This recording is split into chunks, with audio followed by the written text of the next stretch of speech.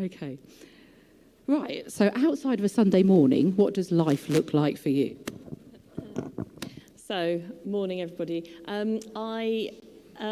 Lots of you know this. I work in a local school, so outside of this building Monday to Friday, I am helping children with special educational needs, liaising with their parents, liaising with external professionals, and just supporting in that building. Outside of that, I'm also married to Mark, who you saw this morning. We've got 2 adult children. One of them's married, and one of them's going to be married this year. So we've got a lovely family. So I enjoy reading, walking in nature, going out. We went to St Albans Cathedral yesterday. There's a massive moon on display in the middle of St Albans Cathedral. I would really recommend going to see it. But Mark and I also ended up inadvertently in their 12 o'clock Eucharist, and there was a wedding, a marriage blessing going on as well, which we were welcome to. And there was a gospel choir. So all sorts of things we enjoy doing outside of a Sunday morning. So, yeah. I need that back in, sorry. So we're here to talk about prayer. So the questions I've got on this is basically, what draws you to prayer, and how long have you been doing the practices that you've been doing? Or you can answer some other different question. That's fine. That's absolutely fine. I feel for David this morning because he's having to talk on prayer and I'm having to share. It's tough, isn't it, David? Because where do you start? First of all, I am not an expert. I don't quite know why I've been asked, but anyway, I'm here. And I was thinking this morning, actually, can you remember being in school? Well, maybe it's my age, I don't know, but, hands together, eyes closed. And I remember learning the Lord's Prayer at that point. I grew up in a Christian a church-going family, let's say, so I guess prayer's always been there to one degree or another.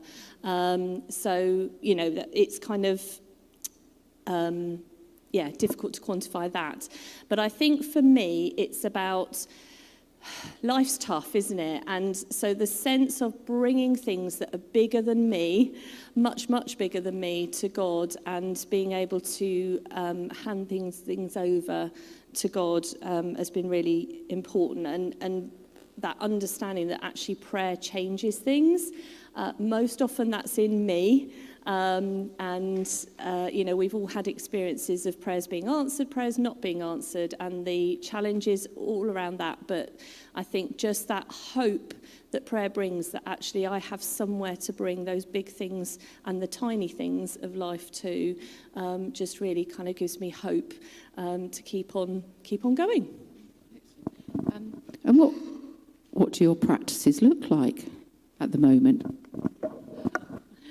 So I guess, like all of us, everybody's different, and it's what works for you, isn't it? And so over the years, I guess there have been kind of more formal things and less formal things, been involved in like prayer walking or prayer triplets or prayer meetings or things like that.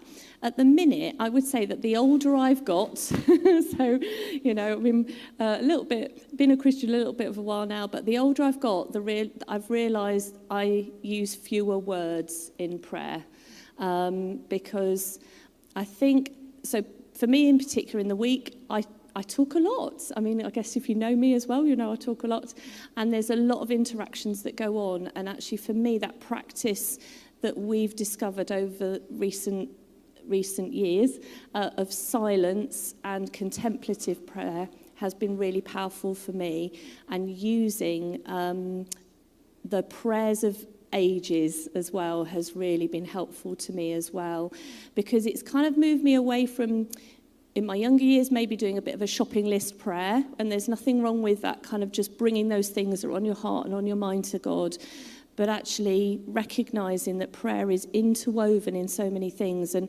I was thinking this morning, so thankful for our worship team. Thank you guys. Really, really appreciate your work, because actually that leads me into prayer. Sometimes when I'm reading my Bible, Matt and James were talking last week about reading the Bible, and that leads me into prayer and using those things. And then a couple of years ago, you and I felt we were kind of looking for that sense of praying on a regular basis, so building up a rhythm of prayer. And so we set up, I'm sure many of you have heard us talk about it before, Grounded. Actually, James had previously it was around that same time, James had a real heart for it, and James set up Grounded in the day. So you guys meet at 9:30 every morning, Monday to Thursday, and then twice a month we meet in an evening. I can't do during the day, obviously, because I'm elsewhere. And we've just been doing that. So we use some of the words from the Northumbria prayer community, and that really just leads us into prayer. It's not all about us. It really kind of focuses us on God, doesn't it? And then we have a moment, about 10 minutes of just silence, and it's amazing how, it just slows everything down and just allows God to speak, or sometimes just that peace. It's not even words, it's a peace that comes out of that, and that's been really powerful for me as well. So I think for me it's building in those regular rhythms of prayer over time. So we also listen to Lectio 365, the 24/7 app that they have, and that just kind of sets up the day for us as well. So it's just building in those moments to connect with God. When I'm walking to work, I often use some of those words just to kind of not use lots of words. It's just to kind of write, okay, God, here's the day ahead. And then at the end of the day, when I'm walking home, it's like, oh, I'm just going to hand all of that over to you, Lord. So, yeah, rhythms of prayer, I guess. Thank you. That's lovely. So just a very quick question. How has it changed your day-to-day life? Ooh. So, I don't know. It's one of those things where you don't know who or what you would be without Jesus in your life. And I would like to think that it has enabled me to connect, slow down a bit, not feel like I've got all the answers, and trust that there is a bigger picture out there. And yeah, it's counterintuitive, as so many things in the Christian life is slowing down actually allows God to act.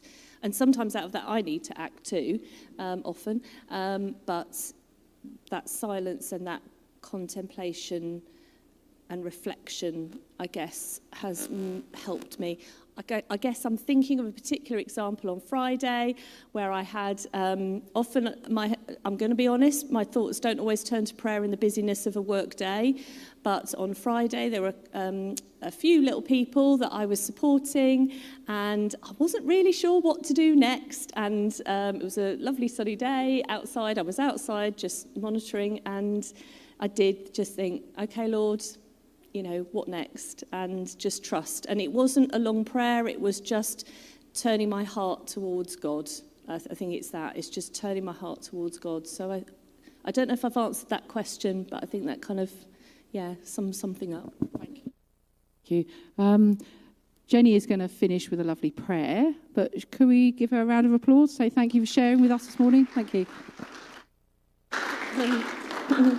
One of the things that we use in Grounded, we follow the Northumbria prayer community, and one of the things at the end is having a blessing. And I often use them from Malcolm Duncan, who we've had here in the years gone by as speaker. And he did a little book called Night Blessings, and there's a blessing for each day. And I just thought this one just seemed appropriate, and it's today's. Take a breath. As you do, may you breathe in a sense of God's proximity, his closer than a brother nearness, his indwelling intimacy. May your breathing out be long and gentle, a sigh releasing your fear and frustration into the hands of your Father. All is well. Amen.